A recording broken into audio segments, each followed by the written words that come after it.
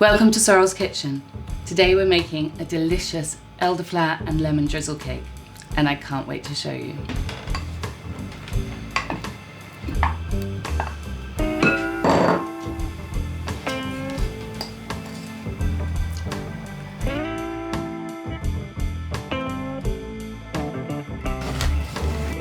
So I've just creamed together the butter and the sugar, so it's completely mixed. So here are some elderflowers that I picked yesterday. I'm going to infuse them with some milk and put them in the cake batter.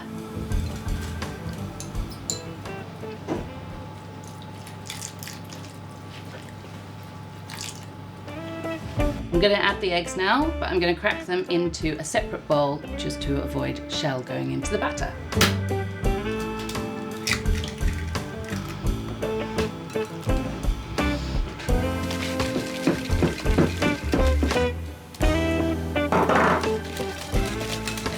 So I've just added 4 eggs, one at a time, and I'm beating them in. So now I'm adding in the self-raising flour.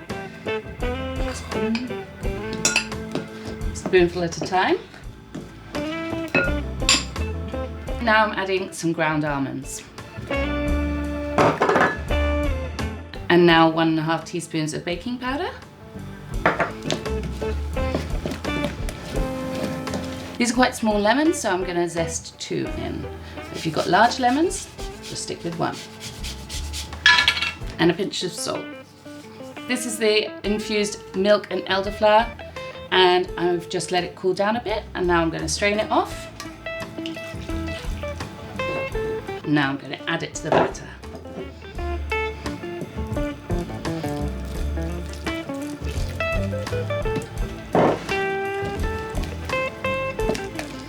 This is how it should look.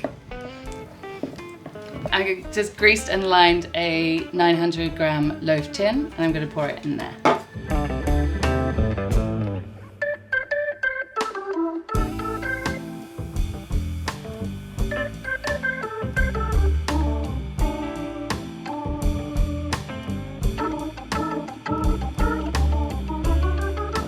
So I've just smoothed the top off with a spatula and then tapped it down to make sure there's no air bubbles.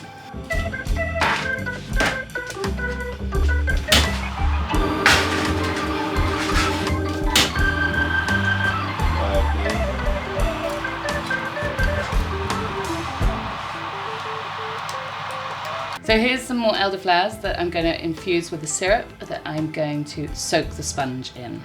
And some golden caster sugar. Squeezing it through my hands so I don't get any of the pips in there.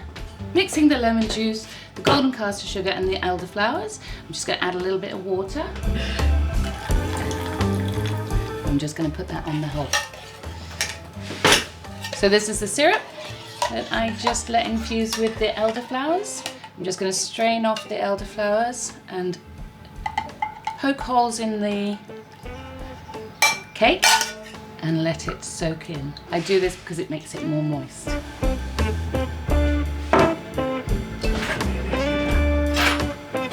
If you do it whilst it's warm, it soaks in better.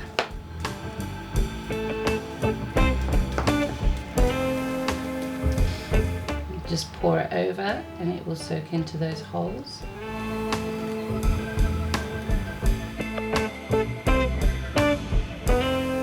And now we're going to leave it to cool.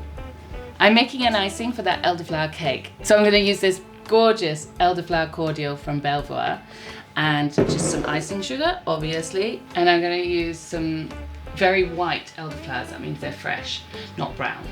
So I'm just going to pick all of these off and mix it in with the icing and then pour it over the cake.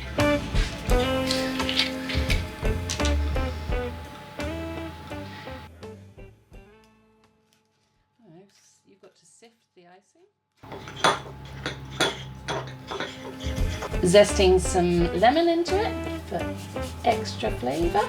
I'm mixing the lemon zest and the elderflowers in so that when I glaze the cake, you can see them sitting on top.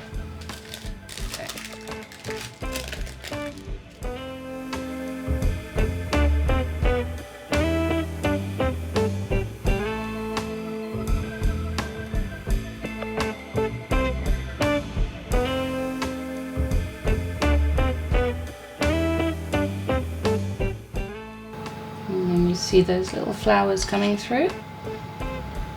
That's it. There you go. And just let that set a bit. Look at that beauty. So pretty.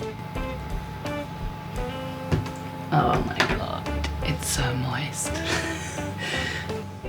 I'm just gonna break it.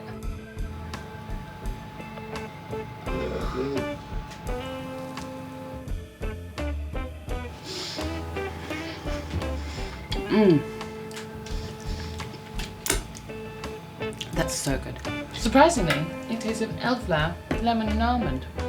It doesn't taste of fish. It doesn't taste of pork scratchings. It tastes of what it should taste like. And that's bloody delicious.